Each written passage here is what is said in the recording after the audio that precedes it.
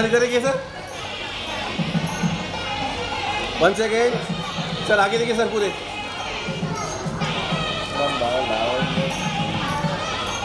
Right ma'am, secretary of PCC।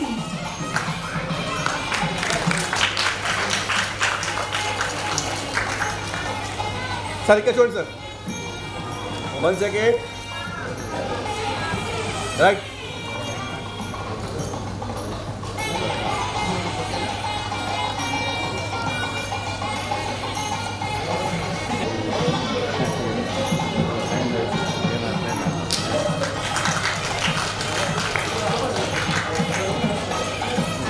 I would like to call Dr. Ravi Teja, Chief Program Advisor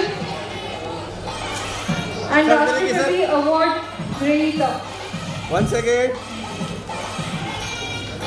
సరే, మా అన్నగారు ప్రియతమ నాయకుడు ప్రకాష్ అన్న వచ్చాడు కాబట్టి ఈ సందర్భంలో 2 వాక్యాలు ఆయన గురించి చెప్పి ముగిస్తాను.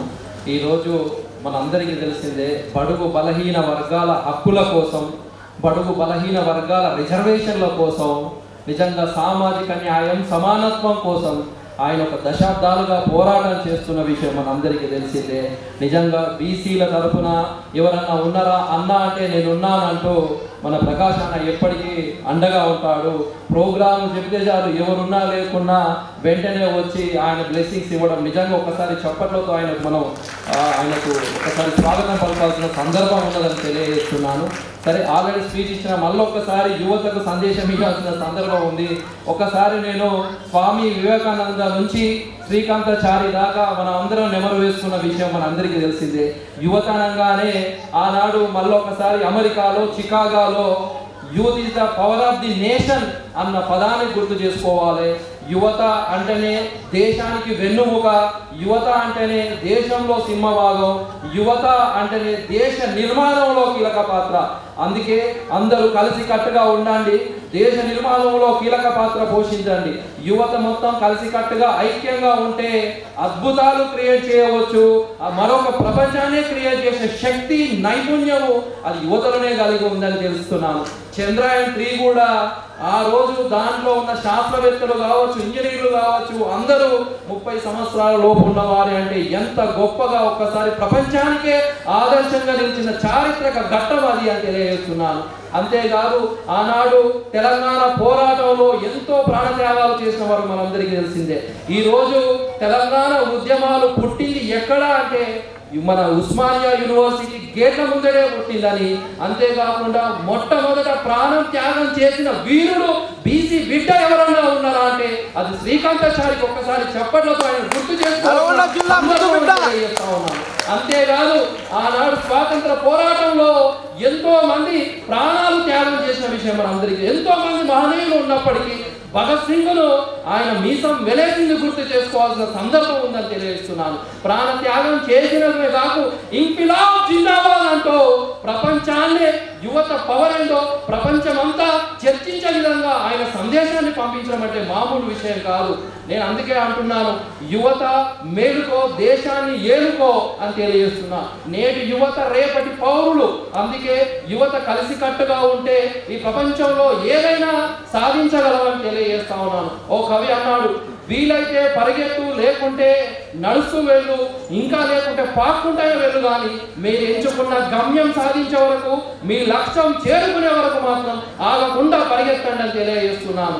ఇలాంటి వేదిక తెలంగాణ సిటిజన్ కౌన్సిల్ వారి ద్వారా ఇంత అద్భుతమైన కార్యక్రమాన్ని ఏర్పాటు చేసినందుకు ఆ సంస్థకు సంబంధించిన వారందరినీ ఒకసారి చప్పట్లో కూడా మనం వారికి స్వాగతించవలసిన అవసరం కూడా ఉందని తెలియజేస్తా ఉన్నాను. ఎందుకంటే తెలంగాణ సిటిజన్ ఆఫ్ కౌన్సిల్ నిజంగా నారాయణ ముదిరాజు గురించి చెప్పాలంటే ఆయన ఒక గొప్ప వ్యక్తిత్వం కలిగిన వ్యక్తి. ఆయన ఒక సామాజిక కోణంలో గత దశాబ్దాలుగా పోరాటం చేస్తున్నాడండి. ఈరోజు అమెరికాలో ఉన్నాడు. అయినా తన సహచరులతో ఈ కార్యక్రమాన్ని చేయడంలో ఉద్దేశం ఏంటి? యువతను ఎంకరేజ్ చేయాలి, యువతను ప్రోత్సహించాలి. రేపటి పౌరులు వాళ్ళే. ఎన్నో విజయాలు ఇక్కడ ఉన్న వారిలో ఎంతో మంది ఐఏఎస్ ఉన్నారు, ఐపీఎస్ ఉన్నారు, డాక్టర్స్ కాబోతున్నారు. అందుకే దేశ నిర్మాణంలో కీలక పాత్ర పోషించాలి, చెడుకు దూరంగా ఉండాలి, మద్యపానం కావచ్చు, డ్రగ్స్ లాంటి వాటికి దూరంగా ఉండాలి. ఎందుకంటే కొంత విద్యార్థులు ఈరోజు డ్రగ్స్కు బానిస అవుతూ మిగతా బీహార్ రాష్ట్రాలు వేరే రాష్ట్రాలతో కంపేర్ చేస్తుంటే మనది కొంత తక్కువ ఉన్నప్పటికీ ఈ మధ్యన పెరుగుతూ ఉంది. కాబట్టి డిఫరెంట్ క్యాంపెయిన్స్ చేసి చైతన్యం రగిలించాలి. మీరే ఇంకో యువతకు కూడా ఆదర్శంగా నిలిచాలని. ఇక ఫైనల్గా ఈరోజు అవార్డ్స్ అందుకున్న వారికి నిజంగా వివిధ రంగాలలో వారు చేస్తున్న సేవకు గాను ముందే నారాయణ గారు ఎవరినైనా సెలెక్ట్ చేస్తారు అంటే చాలా ప్రొసీజర్స్ మెయింటైన్ చేస్తారు. వారు ఎవరైతే అవార్డ్స్ అందుకుంటున్నారో వారు నిజంగా ఒకసారి వాళ్ళందరికీ కూడా నేను చప్పట్లతో మళ్ళొకసారి వాళ్ళకు మనం కృతజ్ఞత తెలియజేయాలి. Thank you. సిటిజన్స్ కౌన్సిల్ ఆధ్వర్యంలో ఈరోజు అంతర్జాతీయ యువజన దినోత్సవ ముగింపు కార్యక్రమాల్లో భాగంగా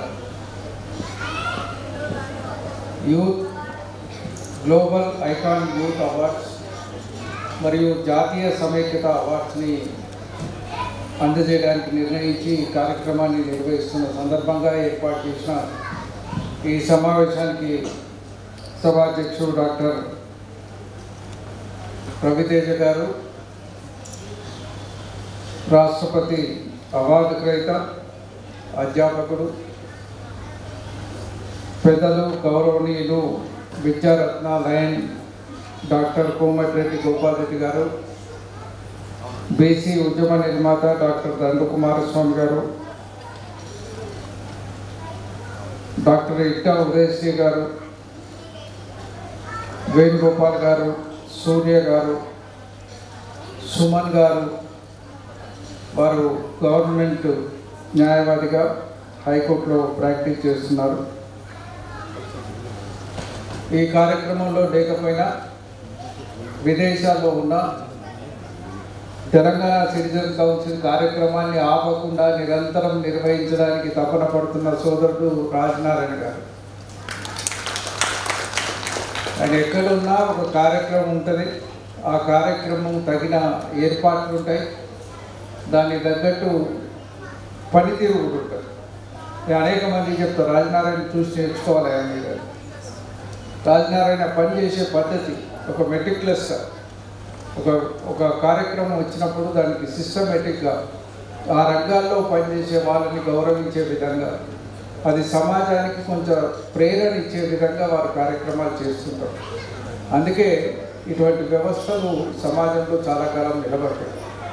మనం చాలా చూస్తుంటాం సమాజంలో కొన్ని ఆర్గనైజేషన్స్ వస్తాయి, 4 రోజులు నడుస్తాయి, పోతాయి. దాన్ని చిరకాలం నడపాలంటే దానికి ఒక విజన్ ఉండాలి, దానికి ఒక లక్ష్యం ఉండాలి, దానికి ఒక సరైన టార్గెట్ ఓరియంటేషన్ తోటి పనిచేయాలి. ఆ పనిచేసే ఆలోచన ఈ తెలంగాణ సిటిజన్స్ కౌన్సిల్కి ఉందనే విషయాన్ని ఈ సందర్భంగా మరొకసారి నేను మనం చూస్తున్నాం. ఇటువంటి సంస్థలు చాలా అరుదుగా ఉంటాయి. ఎందుకంటే మేము అనేక సంస్థల కార్యక్రమాలకు రాష్ట్ర వ్యాప్తంగా అటెండ్ అవుతూనే ఉంటాం. మరి ఇటువంటి సంస్థలు చాలా అరుదుగా చాలా గొప్పగా పనిచేస్తున్న నేపథ్యంలో ఇవాళ అనేక మంది ప్రతిభావంతులకు యూత్ ఐకాన్ అవార్డ్స్ కానీ జాతీయ సమైక్యత అవార్డ్స్ ఇవ్వడం అనేది చాలా గొప్ప విషయంగా వారిని గుర్తించినందుకు ఈ సంస్థని ఇలా గుర్తింపబడ్డ అవార్డు గ్రహీతలందరినీ కూడా హృదయపూర్వకంగా నేను అభినందిస్తున్నాను. వారి మీద కూడా ఒక సామాజిక బాధ్యత ఉంది. అవార్డ్స్ ఇవ్వగానే సరిపోదు. అవార్డ్స్ తీసుకున్న వాళ్ళు సమాజానికి ఖచ్చితంగా ఒక ఆదర్శప్రాయమైన వ్యక్తులుగా నిలబడి ఉన్నారు కాబట్టి అవార్డ్స్కు వారికి అర్హత ఉంది.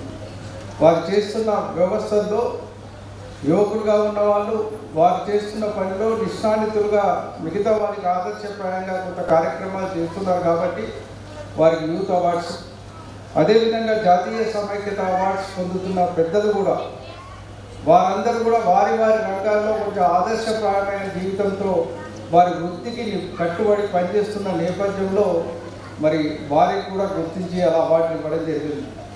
వారి మీద కూడా సంపూర్ణంగా సామాజిక బాధ్యత ఉంది.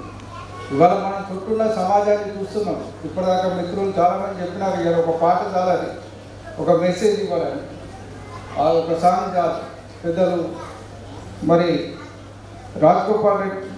గోపాల్ రెడ్డి గారు కూడా అనేక విషయాలు చెప్పినారు. మా సోదరుడు కుమారస్వామి గారు కూడా మాట్లాడినారు. ఇవాళ మనకి చెప్పడం ఈజీ, కానీ చేయడం చాలా కష్టసాధ్యమైన విషయం. చుట్టూ ఉన్న సమాజంలో అందరికీ ఒక రోల్ మోడల్ లాగా నిలబడడం అనేది చాలా కష్టసాధ్యమైన విషయం.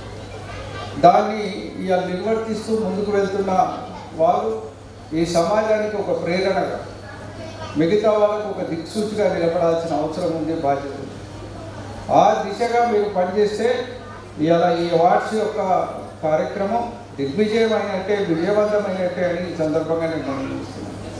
ఇవాళ అవార్డులు ఇచ్చిన కార్యక్రమం ప్రజల నుంచి హర్షింపబడాలి, అందరితో గొప్పగా ఉందని చేయాలంటే మీ జీవితాలు కూడా 10 మందికి స్ఫూర్తిదాయకంగా, ఈ సమాజాన్ని చైతన్యపరిచే విధంగా భవిష్యత్తులో ఉండాలని కూడా ఈ సందర్భంగా నేను మనవి చేస్తూ, వాస్తవంగా కాలాతీతమైంది. నేను ఒక హాఫ్ అన్ అవర్ లేట్గా వచ్చినాను. మాకు సడన్గా కామన్వెల్త్ పార్లమెంటరీ అసోసియేషన్కి సంబంధించిన ఒక సమావేశం సడన్గా వచ్చింది. అది ఢిల్లీకి పేపర్ పంపాల్సింది. దానికోసం మళ్ళీ నేను మా కౌన్సిల్కి వెళ్ళి ఆ పేపర్స్ అన్ని డిస్పోజ్ చేసి రావడంలో ఆలస్యమైనందుకు మన్నించమని కోరుతూ, అందుకే చెప్పిన రాగానే ఇంకో హాఫ్ అన్ అవర్ లేట్ అయినా నేను ఉంటా, నాకు ఓపిక ఉంది, అందరికీ అవార్డ్స్ ఇచ్చిన తర్వాతనే ఇక్కడికి వెళ్తామని చెప్పి నిర్వాహకులకు కూడా చెప్పడం జరిగింది. Right sir.